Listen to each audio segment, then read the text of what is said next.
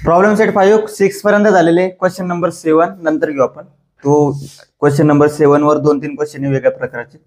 आता बघा question number 8. Question number 8 मध्ये काय आहे, तुम्हाला 3 पॉईंट दिलेले एबीसी, बरोबर आहे. आता एबीसी 3 पॉईंट दिलेले, हा ट्रायंगल तयार करतात. मला बघा 3 बाजू जर सारख्या आल्या नाही तर तो बघा 3 बाजू जर सारख्या आल्या नाही तर ते एका रेषेत असतील का? नाही. आता for example A B C हे 3 बाजू सारख्या आहे. कशा आहे? सारख्या. म्हणजे ए बी आणि बी सी यांची बेरीज कोणाच्या बरोबर आहे? एसीच्या. जर 2 बाजूंची बेरीज तिसऱ्या बाजूंच्या बरोबर असते तर ते कोऑर्डिनेट्स कसे असतात? कोलिनियर. समजा आता पॉइंट कोलिनियर नाहीये, कोलिनियर नाही, मग कोलिनियर नसल्यावर काय तयार होतो रे? ट्रायंगल तयार होतो. काय तयार होतो? ट्रायंगल. मग तुम्हाला चेक करायचंय पॉइंट्स कोलिनियर आहेत का, आणि जर कोलिनियर नसतील तर ट्रायंगल तयार होणार आहे. तर ट्रायंगल कोणत्या प्रकारचा तयार होणार आहे ते सांगायचंय. मग बाजूनुसार ट्रायंगलचे किती प्रकार पडतात सांगा? बाजूनुसार तिन्ही बाजू सारख्या कोणता ट्रायंगल असतो? इक्विलॅटरल. 2 बाजू सारख्या कोणता असतो? आयसोस्केलस. आणि एकही बाजू सारखी नाही त्याला काय म्हणतो आपण सांगा? एकही बाजू सारखी नाही, स्केलेन. कोणता ट्रायंगल? स्केलेन. लक्षात राहू द्या. समभुज, समद्विभुज, विषमभुज. भुज म्हणजे काय? बाजू. समभुज म्हणजे तिन्ही बाजू सारख्या. समद्विभुज, द्वि म्हणजे 2, किती बाजू सारख्या? 2. स्केलेन म्हणजे काय? एकही बाजू सारखी नाही. लक्षात राहू द्यायचं. आता 3 एक्झाम्पल तुम्हाला. किती एक्झाम्पल आहे? 3. तिसरं मी सोडून देतो. उरलेले 2 तुम्हाला सोडवायचे. उरलेले 2 बघायचे कोणत्या ट्रायंगल मध्ये बसतात. तिसरं सांगतो तुम्हाला. आता बघा by distance formula. By distance formula. Distance formula लिहून घ्यायचा एकदा. काय असतो बाय डिस्टन्स फॉर्म्युला? डायरेक्ट टाकू शकता. बाय डिस्टन्स फॉर्म्युला सांगा. आता डिस्टन्स ए बी काय? डिस्टन्स ए बी -√2 -√2 चा स्क्वेअर प्लस -√2 आणि -√2 चा स्क्वेअर. आता बघा -√2 काय एवढं काही घाबरायचं नाही त्याला. याला x समजा. काय समजा? x. -x किती होतील? -2x होतील ना. -x अधिक -x -x अधिक -x किती होतील? -2x. मग सेम -√2 किती होतील? -2√2. इकडे पण किती होतील मग? -√2 -√2 समजलं? याचा स्क्वेअर. आता स्पेशल स्क्वेअर करा त्याचा. 2 चा स्क्वेअर या -2 चा स्क्वेअर 4 या √2 चा 2. स्क्वेअर नेहमी पॉझिटिव्ह असतो. या -2 चा स्क्वेअर 4 या √2 चा 2 किती येईल? 8 आणि 8 16 कोणाचा स्क्वेअर रूट आहे?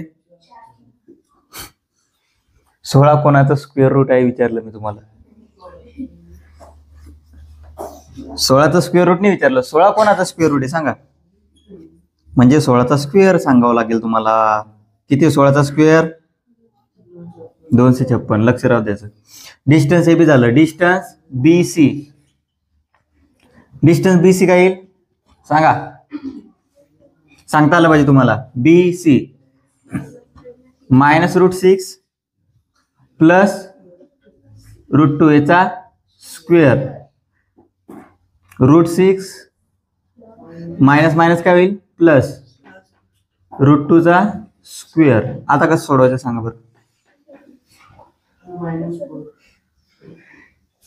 सांगा आता कसं सोडवणार याला? सांगा तुम्ही. बघा √2 सारखं होतं म्हणून तुम्ही त्याची ऍडिशन केली. इथं √6 आहे. किती आहे? √6. इथं √2 याची ऍडिशन होणार आहे का? नाही. मग सरळ फॉर्म्युला काय? डायरेक्ट जसाच्या तसा. कोणता? a + b a - b. a + b स्क्वेअरचा formula काय असतो? a² + b² plus twice ab. a² + b² twice ab. मग आता बघा -√6 आहे, बरोबर आहे. आता हा फॉर्म्युला तुमचा a - b चा आहे. कशाचा आहे? a - b. समजेल का तुम्हाला हे? बघा कसं सांगतो तुम्हाला. पहिल्याचा स्क्वेअर किती? 6. स्क्वेअर नेहमी पॉझिटिव्ह माहिती तुम्हाला. दुसऱ्याचा स्क्वेअर किती? 2. का? रूट निघून जाईल. स्क्वेअर केला की काय होईल? फक्त रूट निघून जाईल. बघा a² + b² झालं. इथपर्यंत क्लिअर आहे. त्याच्यानंतर प्लस ट्वाइस ab. काय? Plus twice ab. या दोघांचा गुणाकार किती येईल? रूट मध्ये 12. बरोबर आहे.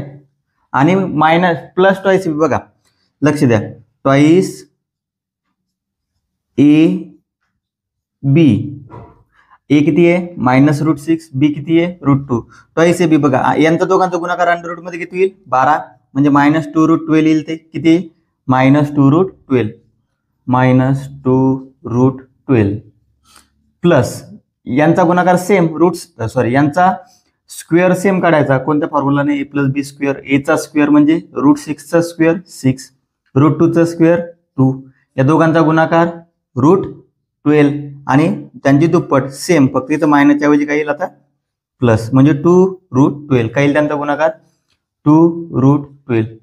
एकदा मायनस एकदा प्लस आहे, कॅन्सल. काय उरलं सांगा फास्ट मध्ये, 6 + 2 6 + 2 किती होतील 6 आणि 2 8, 8 आणि 8 8 + 8 किती आलं 16, √16 म्हणजे किती 4, हे पण 4 आलेलं आहे ना.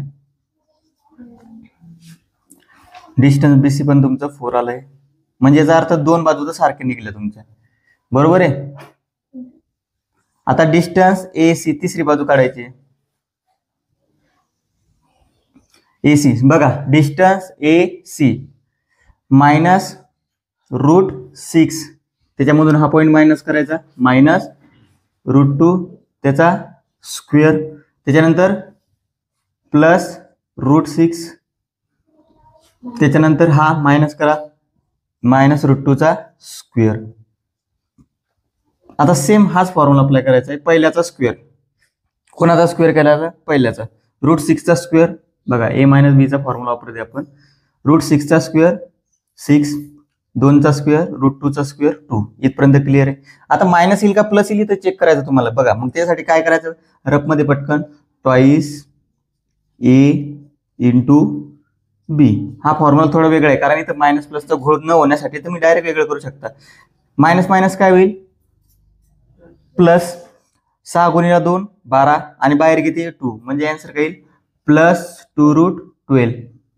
डायरेक्ट असं लिहून टाकायचं, 100% माहिती तुम्हाला इथं -2√12 येईल. किती येईल मायनस, का ते कॅन्सल झालंच पाहिजे, तेव्हाच तर साईड 16 येईल ना. 16 आली, इथं 16 आली, इथं पण किती येणार आहे 16च येणार आहे. 2√2 कॅन्सल, 2√12 आहे सॉरी, 6 आणि 2 8, 6 आणि 2 हे 2 8, 6 आणि 2 8, 8 आणि 8 किती 16. डिस्टन्स AC किती आलं मग 4, किती आलं 4. आता बघा लार्जेस्ट डिस्टन्स आहे का याच्यात कोणतं, distance AB, distance BC, distance AC, largest distance आहे का कोणतं, म्हणजे हे पॉईंट्स कोलिनियर नाहीये, आहे का कोलिनियर आहेत काय पॉईंट्स सांगा. कोलिनियर कधी असतात, समजा दोघांची बेरीज करा, 4 आणि 4 किती झाली 8 आलेली का नाही. कोलिनियर कधी असतात, जर दोन बाजूंची बेरीज तिसऱ्या बाजू बरोबर आली तर ते पॉईंट्स असतात कोलिनियर. मग बघा, from 1, 2 and 3 points A, B and C are non collinear, एक रेषीय नाहीत. मग एक रेषीय नाहीत, नॉन कोलिनियर आहे, मग नॉन कोलिनियर म्हटल्यावर ट्रायंगल तयार होतो, काय तयार होतो ट्रायंगल. मग ट्रायंगल तयार झालेला ट्रायंगल तीन पैकी कोणता आहे सांगा, equilateral triangle. Therefore triangle ABC is an equilateral triangle. Equilateral म्हणजे काय, समभुज, तिन्ही बाजू सारख्या आलेल्या त्याच्या. आता उरलेले दोन तुम्हाला सेम पद्धतीने सोडवायचे. आता ते येणारच नाही, कोलिनियर येणारच नाही ते 1, 2 and 3. जर दोन बाजू सारख्या आला तर कोणता समजायचा मग तुम्ही आयसोस्केल, आणि एकही बाजू सारखी नाही आली तर कोणता राहील मग स्केलेन. कळालं घ्या लिहून.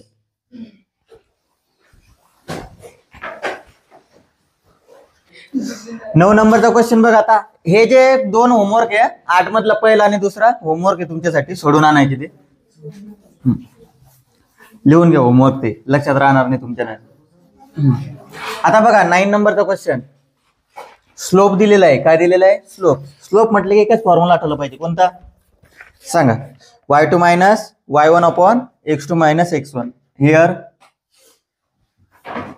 p चे कोऑर्डिनेट दिलेले तुम्हाला -12 -3. q चे कोऑर्डिनेट काय आहे 4 आणि k. आणि स्लोप दिलेला आहे. Slope of line m is equal to किती दिलेला आहे 1/2.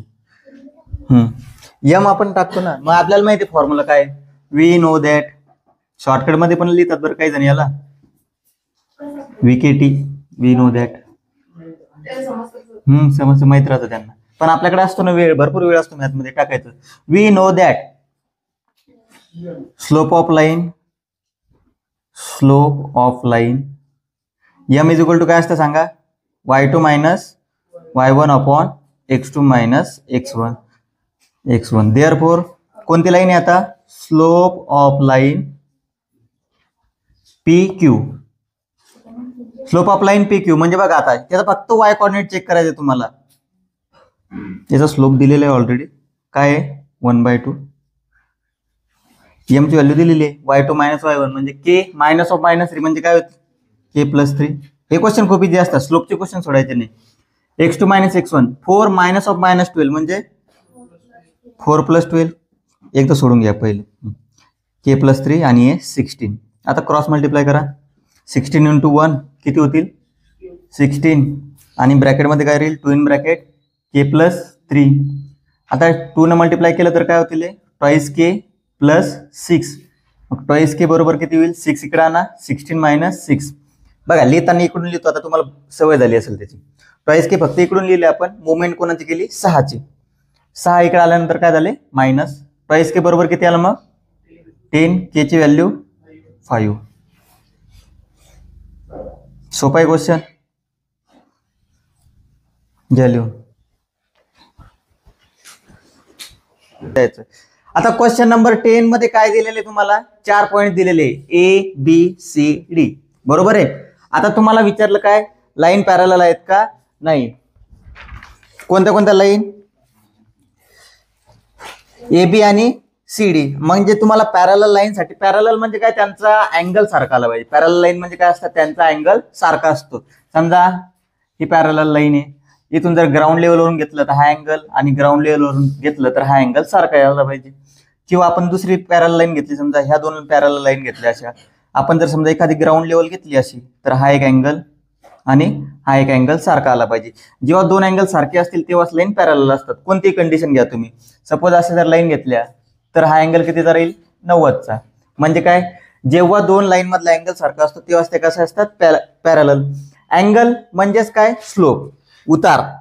काय उतार. मग आता तुम्हाला दोन लाईन मधला स्लोप काढायचा आहे. कोणत्या दोन लाईन, AB आणि CD.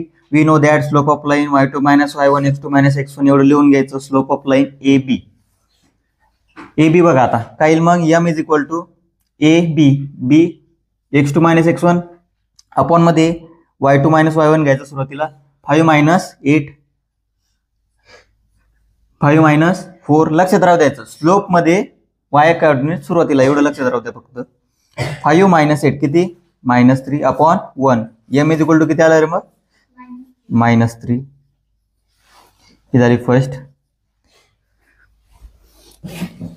कोणाचा आलेला आहे आन्सर आहे, बर. त्याच्यानंतर स्लोप ऑफ लाईन CD.